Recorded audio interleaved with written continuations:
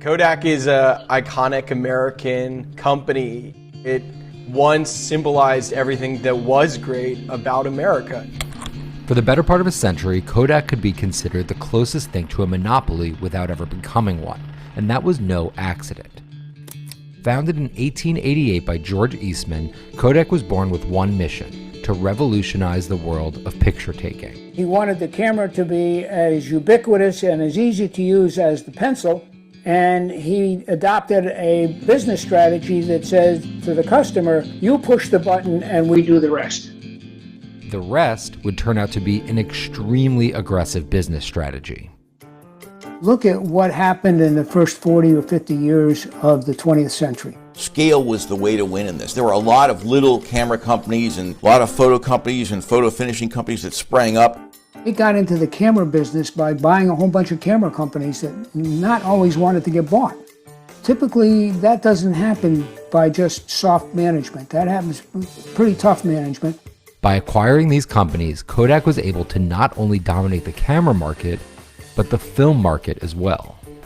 One of the reasons it became so powerful is that Eastman understood either sell the cameras cheaply or give them away, because we're going to make all our money on film and photo processing. And it worked on so many levels. Everything was vertically integrated. You bought your Kodak camera, where you put Kodak film inside, and if you brought your film in to get it developed, you brought it to a Kodak store. throughout much of the 20th century, Kodak could do no wrong. Every product launch, from cameras like the Brownie and the Instamatic to engineering feats in film like Kodachrome and Ektachrome, were a hit. Even creeping into pop, Kodak didn't just set the tone for the film and camera industry, it was the film and camera industry. In the mid-70s, 1976, Kodak owned 95% of the film market and 85% of the camera market in the United States. Employment peaked in the 80s at like 150,000. This wasn't just a Fortune 500 company, this was a Fortune 50 company. It was a brand that everybody recognized, and it was dominant. But Kodak didn't just do photography. Because of the chemicals used in film, they also developed blood analyzers, X-rays, pharmaceutical manufacturing, and copiers, just to name a few. What Kodak didn't know at the time was an invention by one of its own engineers in 1976 would eventually lead to the organization's demise. Kodak engineer Steven Sasson invented the prototype that would eventually become the digital camera. It was a feasibility demonstration. You saw pictures of it, it was obviously not a commercial product. Kodak saw the writing on the wall, that their days, while still decades away, were ultimately numbered as a film business. I began to look at something Gordon Moore had come out with just a couple of years before that, and it became known as Moore's Law. Despite being the one and only favorite of the photographic industry around the world, this giant company got bankrupt in 2012. So what went so wrong with Kodak? Why did the world's leading imaging company fall? This is the very topic we're going to discuss today. So let's start the tale of Kodak that doesn't have a happy ending. Kodak was established by George Eastman and Henry A. Strong in 1892. For most of the 20th century, Kodak was the world's leading manufacturer of the photographic film and was considered to be the world's undisputed leader in the photographic industry. By 1968, Kodak had almost 80% of the global photography market share in its pocket. The company had a solid strategy for making profits called the razor and blades. This theory implies that you sell the razor at a very low price, and after that, when consumers need blades to use the razor, you sell the blades at a higher price and make a profit. With that strategy, Kodak used to sell its cameras at a very low price and sell the paper, film, and other materials for printing the photo at a higher price. Using this business model, Kodak was able to generate tremendous revenue and became a huge success. Kodak also launched a marketing campaign called Kodak Moments, which referred to an unforgettable moment of a person's life.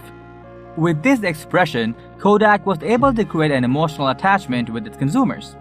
This campaign was a huge success and significantly increased sales of the company. It was going well until the arrival of new technology, more specifically the digital cameras.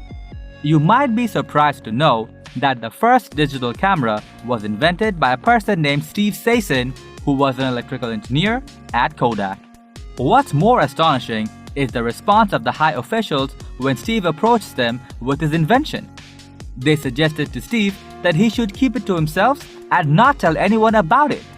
And those high officials at Kodak had their reasons to say so. Because of the razor and blade, Kodak was making most of its profits from films and paper used in photography. A digital camera would ultimately make the film and paper unnecessary, thus ignoring the digital camera technology. To keep the current profitability intact, they went on risking the entire future of the company. That's how you shoot yourself in the foot. And that was the first business blunder for Kodak. Though Kodak let the idea of the digital camera pass through its hands, Fujifilm, a renowned Japanese imaging company, adopted the technology and implemented it on a large scale. Realizing the potential of what digital cameras are capable of, other camera manufacturers like Sony, Canon, and others also followed the same path and started investing in digital camera technology. In 1981, Sony came up with its first digital camera prototype called Mavica. After that, Kodak became a little concerned about the technological disruption caused by digital cameras. Vince Baraba, Kodak's CEO at the time, carried out comprehensive research to find out the core technologies of digital cameras and the likelihood of their adoption. The research concluded with two main insights. One, the digital camera is going to replace traditional film and paper photography.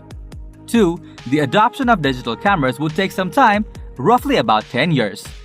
At that moment, Kodak had roughly 10 years to make a transition from traditional photography to digital camera business. However, Kodak put little effort into digital technology. Rather, it invested itself more in verbal spats and arguments with other competitors to establish the thought that film and paper photography is better than digital photography and consumers like the feel of touching a photograph. It also had a firm belief that at least consumers of USA won't favor any Japanese company like Fujifilm or Sony over Kodak. Kodak took pride in its traditional business, and its overconfidence prevented them from seeing the future. On the other hand, Fujifilm and other big companies were heavily invested in researching more on digital photography and establishing themselves in the market. Kodak also made some bad investments during those years. In 1988, Kodak invested about $5.1 billion in sterling drugs in a hope that the chemical business would help them in manufacturing photo paper. But later on, Kodak realized that the drugs that Sterling was dealing with had little use in photography. Ultimately, Kodak had to sell it out with half the purchase price.